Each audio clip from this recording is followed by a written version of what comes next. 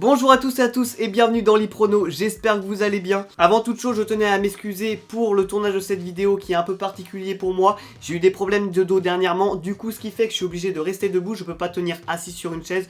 C'est pourquoi le décor change un petit peu, que je suis pas assis et que vous me verrez un peu moins mobile pendant le match tout à l'heure. Mais vous inquiétez pas, c'est pas grave, on va quand même réussir à se mettre dans le match, à réagir et à animer tout ça. Pour cette 23e journée de Ligue 1, le Stade Rennais réceptionne son voisin, le Stade Brestois, au Roazhon Park à domicile, ce dimanche à 17 h pour le premier derby de l'e-prono. En crise de résultats, nous avons un besoin urgent de points, car même si on semble déjà hors course pour le podium, le top 5 est essentiel et il est très disputé. Avec 6 défaites sur les 9 dernières rencontres, dont une assez honteuse à Clermont il y a 2 semaines 2-1, nos Rennais vont se frotter à une équipe brestoise en confiance, 9 victoires sur ces 14 derniers matchs. Justement, les Pirates ont battu le champion en titre lillois 2-0 il y a 2 semaines aussi, mais se sont fait éliminer de la Coupe de France vendredi dernier. De notre côté, nous devrions avoir l'avantage de la fraîcheur puisqu'on n'a pas disputé de tour. Rappelez-vous, on a été éliminé par Nancy au tir au but. Mais bon, essayons de ne pas trop compter là-dessus, puisque contre Clermont, nous avions aussi cet avantage et on a perdu.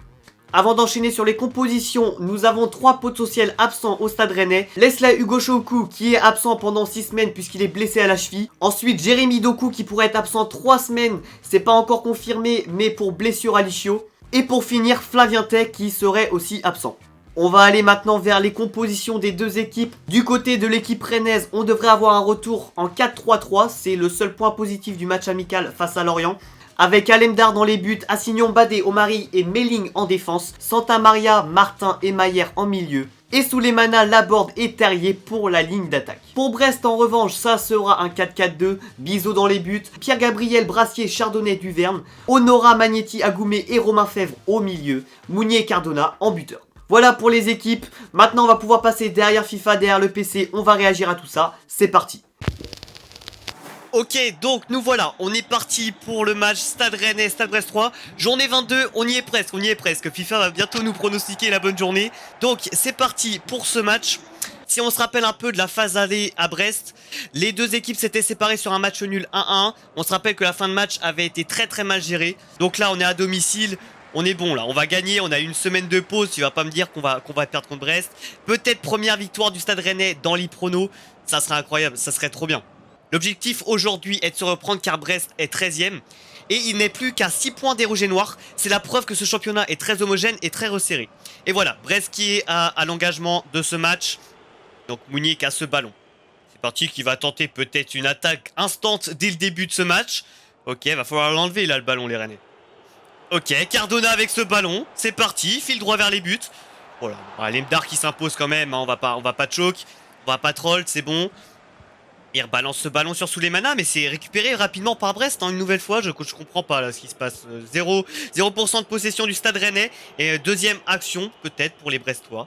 Sur les 5 derniers matchs entre les deux clubs bretons au Roazhon Park, on retrouve 4 victoires des Hermines et seulement une seule des Pirates.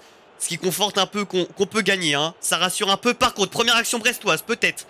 Et c'est récupéré par Assignon. Jonas Martin qui garde ce ballon. Faut le lâcher un petit peu. Lâche-moi ce ballon. Mauvaise passe des Rennais. Magnetti. Cardona qui a ce ballon, peut-être. Pour Mounier. Encore une passe. Oh, bien joué. Belle interception de la défense rennaise. Et Melling qui a ce ballon. Pour Martin, vers Laborde. Laborde peut-être qui va tenter quelque chose. Pour Lovromayer. Pour Martin Laborde une nouvelle fois, peut-être. Et il est parti, oui, peut-être la frappe.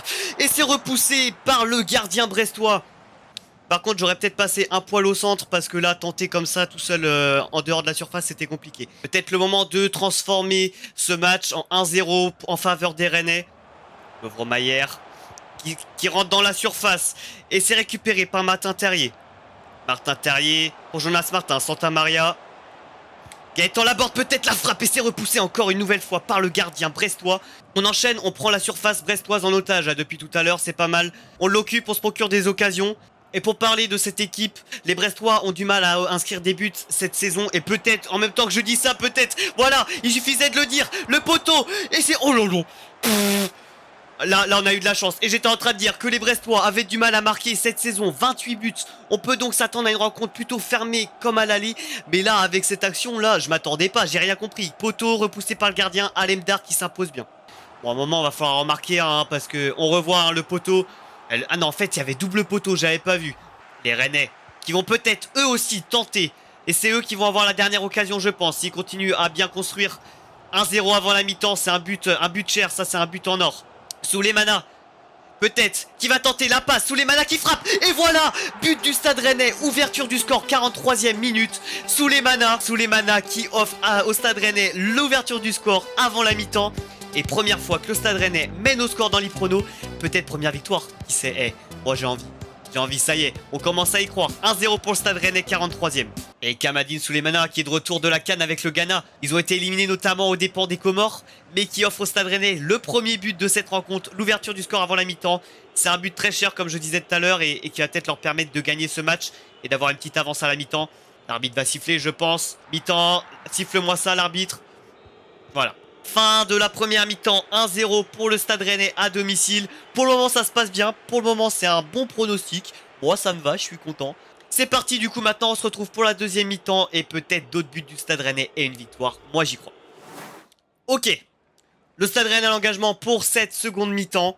Jonas Martin, peut-être, pour Souleymana qui se retrouve tout seul en 1v1, peut-être un but encore. Et c'est repoussé par le gardien brestois. Et Souleymana, qui s'impose beaucoup sur ce match. Et on ressent son retour. Donc les Rennais qui jouent au milieu du terrain avec ce ballon et qui essayent de construire vers les cages brestoises. Peut-être, il a vu partir.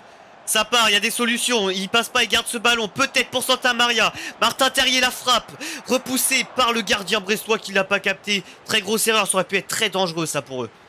Et les Brestois qui vont peut-être avoir cette occasion de marquer, repoussé par la défense rennaise et récupéré par un Brestois. La frappe. Oh, ben Alemdar, c'est l'homme du match. Moi, je la voyais dedans, clairement, j'ai vu 1v1 gardien, il la met sur un côté, ça rentre dans le filet et puis c'est fini, 1-1. Et un nouveau corner pour les Brestois. Ça a du mal à rentrer du côté brestois, les buts sur ce match. Ah oui, d'accord, non mais Alemdar...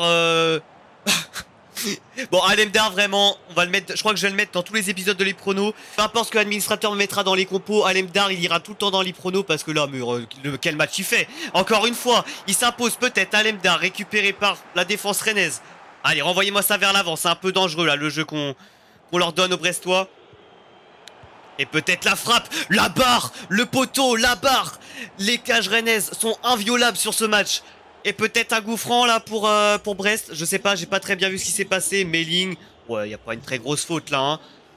Ah oui d'accord, carrément, penalty pour Brest, peut-être. Et Alemdar. Et voilà, 1-1, bah voilà, c'est terrible, mais c'est terrible. Pourquoi le penalty est injustifié? Je suis désolé, enfin, là le jeu est trop sévère. Le Stade Brestois qui égalise à la 80e minute et c'est dur parce que le Stade Rennais, bah, moi j'y croyais, je pense que dans la tête des joueurs, dans ce scénario là, ils y croient aussi. Et on voit, bon, Alemdar qui tente un truc, ça aurait été incroyable qu'il l'arrête par contre, mais voilà, je sais pas ce qu'il a tenté. Honora qui transforme ce penalty en faveur des Brestois. Il reste 10 pseudo-minutes dans ce match, peut-être, Stade Rennais à l'engagement, on construit vers les cages, on marque, tout scénario est possible, tant que le match n'est pas fini, on peut encore marquer. Les Brestois qui vont tenter coûte que coûte de construire vers les cages rennaises. Mais voilà, c'est récupérer les Rennais qui n'ont peur de rien, qui récupèrent ce ballon. Un peu dangereux là, les passes là, je sais pas ce qu'ils nous font. Attention à pas le perdre et à faire une grosse erreur qui coûterait la victoire, 86e. Et le Stade Rennais qui n'aura toujours pas de victoire encore sur l'Iprono. Ça fait mal, vraiment. On est au 4e épisode. On a pronostiqué que des défaites ou des matchs nuls. Maillère qui m'entend peut-être, qui entend ce que je viens de dire et qui tente pour Laborde. Et Laborde trouve-moi une solution peut-être. Allez, faites-moi la passe. Dernière action de ce match. Gaëtan Laborde, le centre. Le centre peut-être. Et non, c'est capté. Fin du match. Et voilà. Match nul entre les deux équipes. Ça peut être un score probable. C'est 1-1. Donc comme le match aller, comme dans les phases aller. Voilà ce qui est pronostiqué par les pronos. Ça peut vraiment être un score probable. Vraiment, encore une fois, ça fait 2 matchs d'affilée là que le score, je trouve bon. Je trouve possible. Donc on est bon pour ce pronostic. Voilà, vous l'avez vu, le pronostic de l'Iprono, c'est 1-1 entre les deux équipes. Mon pronostic perso, je pense un petit 2-1 pour le Stade Rennais, toujours victoire Rennais. Enfin, je suis Rennais, donc je vais pas dire victoire brestoise. 2-1 ou 1-1, mais les deux scores me vont, les deux scores me semblent possibles. En tout cas, merci beaucoup d'avoir suivi cet épisode. N'hésitez pas à nous donner vos retours comme chaque semaine. N'hésitez pas à suivre srfc.off sur les réseaux, ça s'affiche juste ici. Et voilà, je vous souhaite une bonne fin de journée. Je vous souhaite un bon match. Je vous dis à la semaine prochaine pour le match PSG Rennes. Ça va être incroyable ce match aussi, j'ai hâte de tourner l'épisode. Allez, ciao!